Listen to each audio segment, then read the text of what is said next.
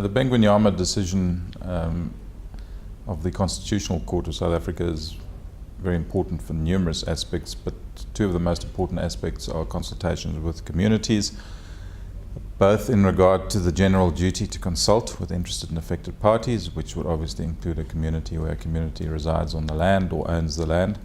And secondly, Bengwenyama is very important in regard to consultation with the communities to allow them to exercise their preferent rights under Section 104 of the MPRDA. Now, firstly, in regard to consultation, the important aspect to note from the Bengwenyama decision is that consultation, you cannot pay lip service to consultation. You have to make a concerted effort to communicate with the tribe. You have to inform them of enough detail in your application to enable the landowner or occupier, if it is a community, to able to assess your activities, to see what impact your activities will have on the land in question, so that they can attempt to regulate an agreement with you in regard to surface use. Secondly, it's very important when consulting with communities to give them enough information so that if they want to exercise their rights to object to your application because they believe it's going to result in unacceptable degradation to the environment, that you give them enough information that they can then be able to assess whether they should object to your application or whether they want to appeal against the grant of your application if your application is finally successful. Also importantly, the Bengwenyama decision in regard to consultation stated that you have to go to the lengths of attempting to reach an agreement with the surface owner in regard to surface use. It doesn't mean that you have to reach agreement. The purpose of the consultation is to try to reach agreement with the surface owner. If you can't, you can always invoke the provisions of Section 54 of the MPRDA, which deals with the situation where you can't reach agreement with the landowner, and then eventually an arbitration mechanism is set up to deal with setting the parameters for the consideration that you have to pay for compensation for loss or damage to the relevant surface owners, including communities.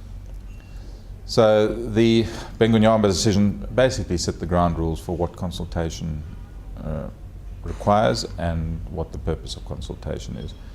Once you've done your consultation, you're then obliged to consult with the department and submit a report on the results of the consultation for them to be able to assess your application going forward.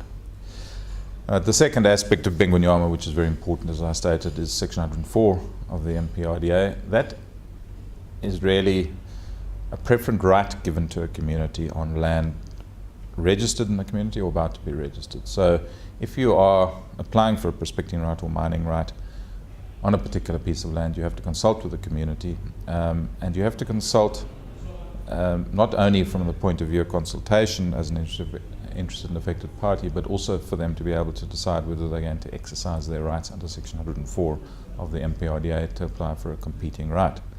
So it may be that if you apply for a prospecting right and the tribe or the community is interested in applying themselves, that they could then lodge a competing application which would trump your application.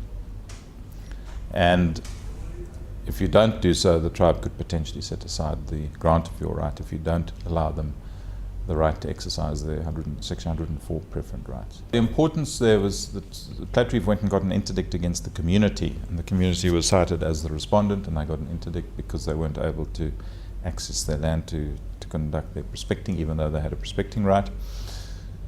The appeal court then decided that the interdict should be set aside because you can't get an interdict against the community because the community is a broad base of people, and it was only certain individuals within the community that had actually obstructed the company, and therefore to go and get an order against the community, you would be also getting an order against innocent people who weren't involved. So the court said that you had to actually cite individuals involved.